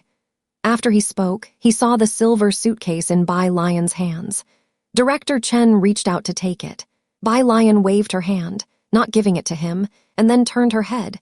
We've arrived. It was then that Director Chen noticed the elderly man beside Bai Lian. The Chen family didn't deal in the arts. The senior Chen had once fought against thieves. Chen Baixuan was trained in sniping, and Director Chen himself had come out of the military. Jiangjing was so vast, he didn't recognize Dean Jian, only finding him vaguely familiar. If it had been the president of Jiangjing University or Jiangjing National Defense, Director Chen would have definitely known him. Dean Jian hadn't seen Director Chen either. Bai Lian put the suitcase aside and introduced Dean Jian to the family. Dean Jian stood beside her and quietly tried to lift the suitcase with one hand. He couldn't budge it. He stared at the suitcase, puzzled and silent for a long time before he came to his senses, and introduced himself to people like Jai Heng. Bai Lian and I are friends, just here for a visit to Xiangcheng. Having struggled with his mother since his childhood, what hardship hadn't he endured? Here, he had none of the airs of a dean. Shen Qing's eyes lit up. She greatly admired teachers who practiced the arts. "Quick, please, have a seat." It was Jiang Fulai, though, upon hearing he was a Jian, who gave him a longer look. That look was chilling. Jian Zhangyu was quite confused at the dinner table, thinking he hadn't offended the young man, right? Why did he seem so fierce, to the point that even Jian Zhangyu felt somewhat daunted? Of course, he wasn't aware that the screenshot Bai Lian had taken before contained the words, Dean Jian. In a few words, Jiang Fulai guessed Dean Jian's identity. Everyone at the table was very talkative, except for Bai Lian, Jiang Fulai, and Jiang He, who spoke little and ate politely, obviously having received specialized training in etiquette. Whenever someone asked her something, Bai Lian would always swallow her food before speaking. "We're going fishing tomorrow." Jai Heng, knowing this was Bai Lian's friend, was very polite to Dean Jian. "Do you have any plans? You can join us for fishing and also take a look at the Xiangcheng River. It's quite spectacular." He knew Bai Lian was on a tight schedule, with her senior year being very busy, using every bit of time for homework. Dean Jian thanked him. "Thank you." Before coming to Xiangcheng, he had also looked up the history of the place and was quite interested in Xiangcheng. He had come to find Bai Lian and also wanted to get a good look at its history. In the evening, Dean Jian temporarily stayed over at Jai Heng's place, Xiangcheng train station. At 7:30, the train arrived, but the person Jian Zhonghai was supposed to meet wasn't there. Where is the person the old president was supposed to meet? Ren Wanxuan had been eager to see who Jian Zhonghai was supposed to pick up, but she didn't see anyone. Ren Qian was also puzzled. Jian Zhonghai was quite astonished. He took out his phone and made a call. 2 minutes later, he furrowed his brows, saying to his father, "The person has arrived, but they don't want to see us. They avoided the train and went straight back to the mansion. We'll discuss this when we get back." Jian Ji seldom left Jiangjing. Within the Jian family of Jiangjing, meeting him was as difficult as reaching the sky. Now that he was out of Jiangjing, it was the only chance to persuade Jian Ji. The group headed back to the mansion, while Jian Rong wanted to return to the Calligraphy Association. With Ren Qian and Jian Zhonghai both present, hearing his son talk so insignificantly, Jian's father scolded in a low voice. "Even Jian Rong is obediently following your grandfather. With this opportunity, you should show your best, and you want to go back to the local Calligraphy Association for what?" Obviously, it was to practice calligraphy. Jiang Fulai made him write 100 big characters every day which, due to an early departure that day, he had yet to complete. "Dad, would you and Grandpa like to visit the Xiangcheng Calligraphy Association?" Jian Rong tried to sell the idea to Jian Zhonghai. "It's really nice, and the kids there are adorable." Jian's father's forehead throbbed with veins. He wished he could cover his son's mouth on the spot. Jian Zhonghai glanced at Jian Rong. "If I have time, I might take a look." Jian Zhonghai was a proper former president with an administrative rank, not just any ordinary deputy position. With his status, if it weren't for Jian Ji, Jian Zhonghai wouldn't have come to this place in his lifetime, let alone visit a local calligraphy association. It was utterly unthinkable. The next day, early in the morning, Jai Heng brought the New Year's gifts to the Ren family. Being no ordinary household, Jai Heng had put thought into it, presenting a painting he had embroidered himself, along with some expensive tobacco and alcohol. In-law, Ren Qian personally came down to greet him, directing someone to bring the gifts into his study. "Have lunch here at noon, I'll have it prepared." Ren Qian looked around. Bai Lian hadn't come. "Thank you, no need. We're going fishing in a bit." Jai Heng politely declined an invitation to stay for lunch at the Ren family. "Are you guys going?" Polite words are something everyone can say. Ren Wanxuan gave a smile that didn't reach her eyes. "I still have homework to do." "That's too bad. I have some important matters to attend to," Ren Qian said with a tone full of regret. He was going to see elder Jian Zhonghai. Even without the Jian family's matters, Ren Qian wouldn't go fishing with Jai Heng. If Su En was around, he might consider accompanying them for a bit. He sent Jai Heng off with all due courtesy. Now the Jian family was the important matter. Upon returning home, Ren Qian took busy Ren Wanxuan to the mansion to see Jian Zhonghai. Jian Zhonghai was practicing his calligraphy early in the morning, while Jian's assistant was keeping Ren Qian company, who waited an hour before Jian Zhonghai came down. Elder President Jian, Ren Qian casually chatted for a while before asking, "Who are you looking for? I know many people in Xiancheng. I could help you look." "To be frank," Jian Zhonghai put down his teacup and looked up, "it's my older brother. He has some misunderstandings with our Jian family." Jian Zhonghai's brother. Ren Qian had not heard of him. The assistant by Jian Zhonghai's side glanced at Ren Qian and Ren Wanxuan. "Our uncle is the president of the Jiangjing Music Academy, the director of the Jiangjing Culture Bureau, and settled in Chang'an District, Jiangjing." Jiangjing Music Academy, Jiangjing Culture Bureau. A realization struck Ren Qian. How could the Baikeng Jian family have such relatives? With that in mind, he showed even more respect to Jian Zhonghai. "I will have someone keep an eye out." Jian's assistant, after observing them, knew that Ren Wanxuan and Ren Qian had no idea what it meant to be settled in Chang'an District. Bai Lian still went to the library early in the morning. Jiang Fulai sat next to Bai Lian writing a paper. Everyone was busy with their own things. Jian Ji, who had an extremely hard time sitting there yesterday, felt much better today. Although it was still a struggle, he no longer checked the time every so often as he had done the day before. With Jiang Fulai around, even going to the bathroom required a great deal of determination from Jian Ji. Bai Lian knew that Jian Ji had trouble focusing while reading, which is why she had him come with her to the library. Habits are cultivated. Yet, unexpectedly, Jian Ji was much quieter in the library than Pu Ziohen. She rested her chin on her hand, pensively saying to Jiang Fulai, "Why don't you stay at the library for a few more days?" Jiang Fulai slowly typed out a line, his posture casual and his tone seemingly indifferent. "If you insist on me staying a few more days, then sure." Bai Lian reassured him. Yes, I'll treat you to milk tea later. Tell me, what do you want to drink?"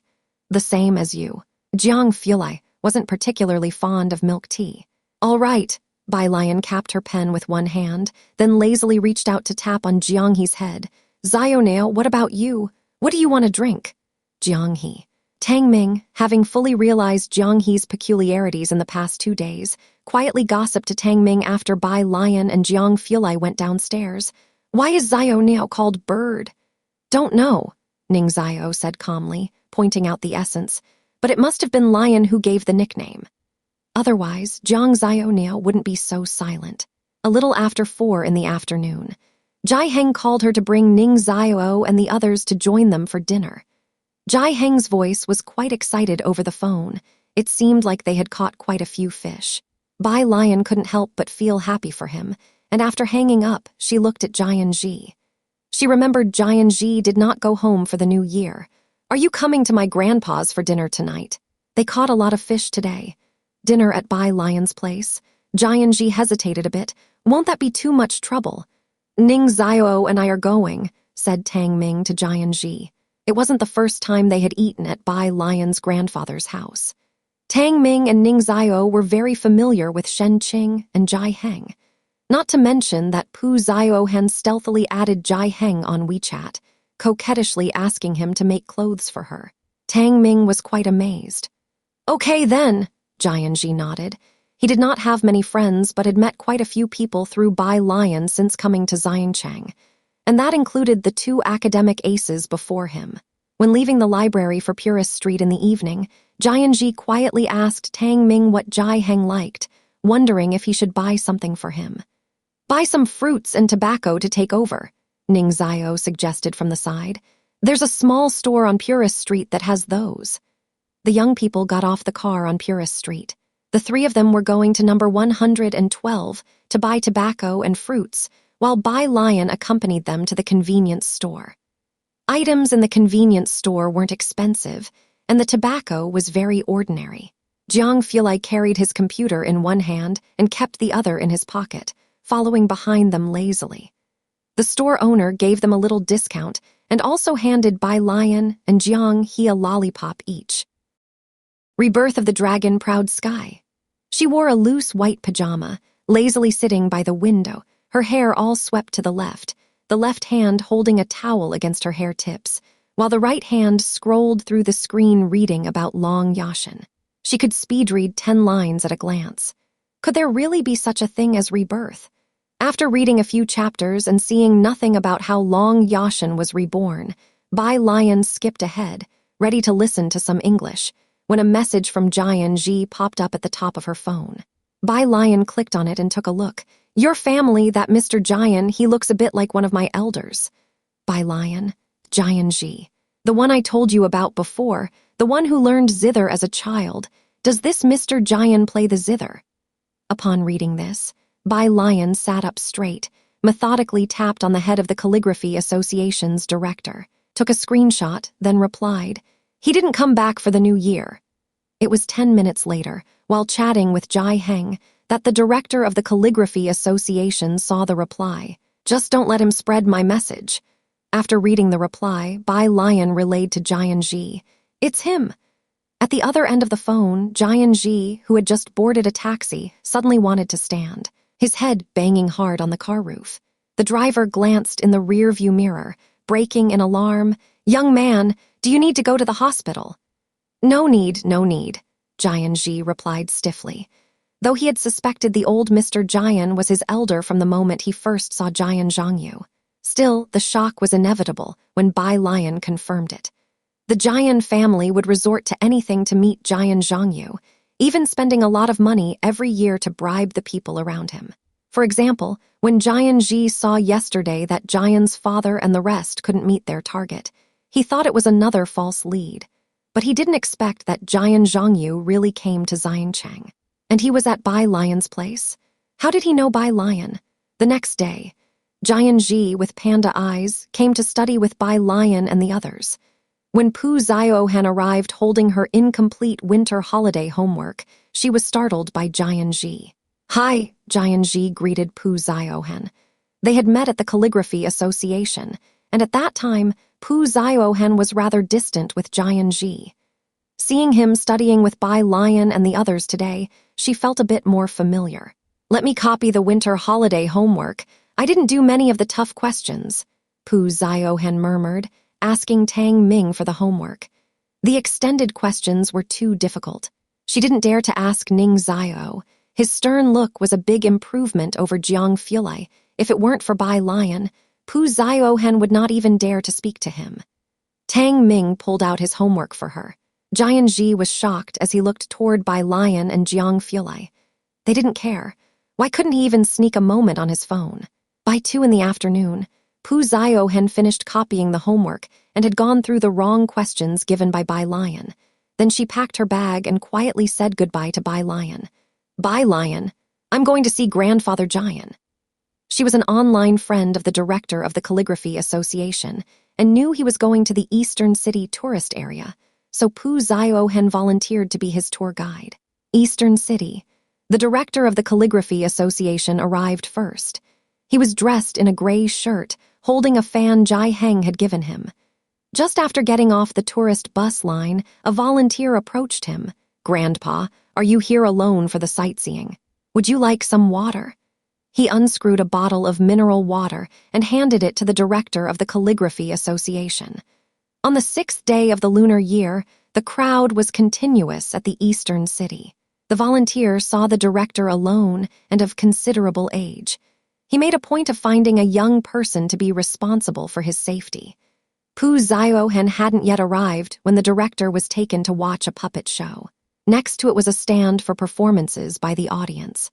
The volunteer gave the director a sugar painting and even led him to the stand prepared for amateur performers.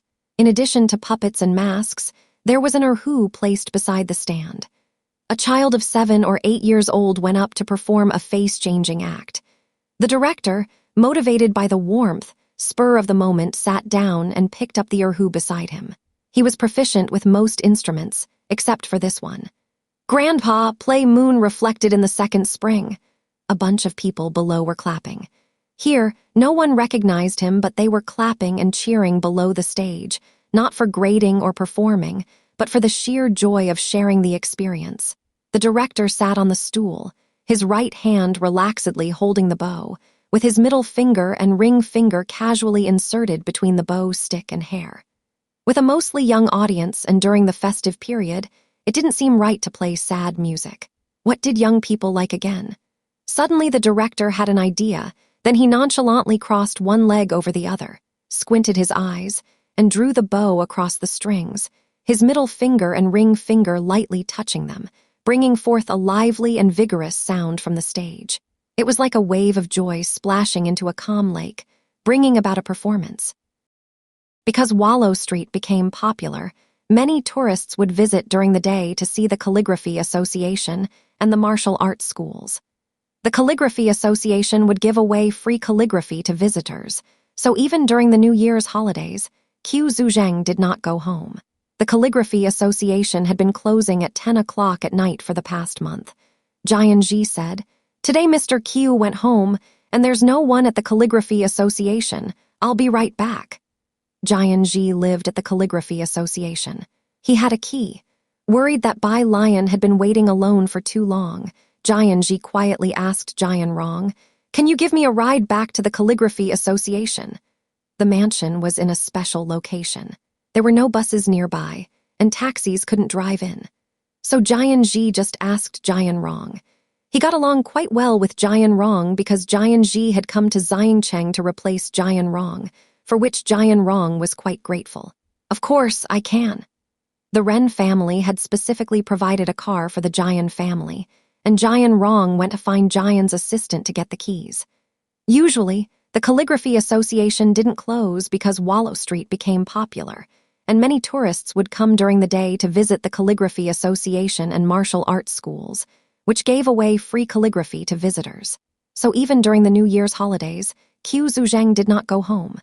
Jian Ji lived in the Calligraphy Association and had a key. Fearing that Bai Lian had been waiting too long, he quietly asked Jian Rong, "Can you give me a ride back to the Calligraphy Association?" Jian's assistant overheard from the side, his voice slightly loud. "Young Master Jian Ji, you said your friend is waiting for you. You want young Master Jian Rong to give you a ride to your friend." "What?" Jian's father quickly lowered his voice and looked at Jian Ji. "Didn't I tell you not to go back tonight and to study with Jian Rong tomorrow?" Everyone knew that Jian Zhonghai had found a teacher for Jian Rong to prepare for graduate school entrance exams. "I'm studying with other people," Jian Ji frowned, "and Sister Bai is still waiting for me." All this talk about Bai Jian, Jian's father felt a surge of blood rushing to his forehead when he heard about the friends his son was making. "You!" Their voices grew loud, and Jian Zhonghai could hear them too. He put down his teacup and glanced at Jian's assistant. "Young Master Jian Rong still has to study. You take him to the main road." One could hail a taxi from the main road. Ren Qian sat next to Jian Zhonghai, sipping tea quietly, not intervening in their family matters. Jian's assistant respectfully answered, "Yes." He took the car keys and drove Jian Ji. Jian Rong looked at Jian Ji somewhat apologetically. He could have insisted on taking Jian Ji himself, but Jian Rong didn't want to upset Jian Zhonghai. Jian's assistant dropped Jian Ji off on the main road. "Take care on your way, young Master Jian Ji." After the drop-off, Jian's assistant went upstairs to find Jian Zhonghai. "This Jian Ji is becoming increasingly disobedient." Jian Zhonghai put down his pen with a cold expression. Didn't his father say he was going to prepare for the graduate school entrance exams too? Why haven't I seen him studying, and what is he off to do now? "I heard it's to deliver keys to his friend." Jian's assistant shook his head. "Let Jian Rong lessen his contact with him." Jian Zhonghai lightly blew on the wet ink, mixing all day with friends who were up to no good. Meanwhile, Jian Ji quickly arrived at the door of the Calligraphy Association. As soon as he got out of the car, he saw the brightly lit scene opposite, where Jiang Fulai stood out from the crowd. Close to 9 o'clock, the number of tourists showed no sign of decreasing. Jian Ji made his way through the crowd to speak with Bai Lian. "Shall we go to the Calligraphy Association now? But why are you still here so late?" "Oh, it's not me." Bai Lian slightly turned her head, her tone casual. "He wants to stay here." She nodded her chin forward. Only then did Jian Ji notice in front of Bai Lian were Pu Ziohen and an old man. The old man turned around, giving Jian Ji a small nod. "Excuse me." Very polite. "Ah, no. Jian Ji thought only Bai Lian would be there. He stammered for a moment. No, no trouble at all. A puppet show had just ended. The crowd gathered in small clusters. Jian Ji, holding the key to the Calligraphy Association, walked ahead, his steps soft and lacking strength as if treading on cotton. When he was opening the door to the Calligraphy Association, Jian Ji was still in a daze. Sect leader Jian was going to stay here. As soon as the door to the Calligraphy Association opened, Bai Lian went to turn on the lights in the courtyard. Sect leader Jian stood on the steps, observing the small table in the yard with an ink stone on it. After so many years, looking at the Calligraphy Association again, these writing supplies were no longer his nightmare. "You should stay next to Jian Ji," Bai Lian had asked Qiu Zuzhang. She opened the door to the room next to Jian Ji's, which was furnished with disposable amenities. "This is usually for receiving guests. If you need anything, just look for Jian Ji." After speaking, Bai Lian also reminded Jian Ji, "Take good care of sect leader Jian." "I know," Jian Ji nodded solemnly. Sect leader Jian went in to inspect the room. Outside, Pu Ziohan spoke to Bai Lian. "Sister Lian, do you want to record a video?" "What video?" Bai Lian sat lazily on a small table, her slender fingers adjusting the ink stone.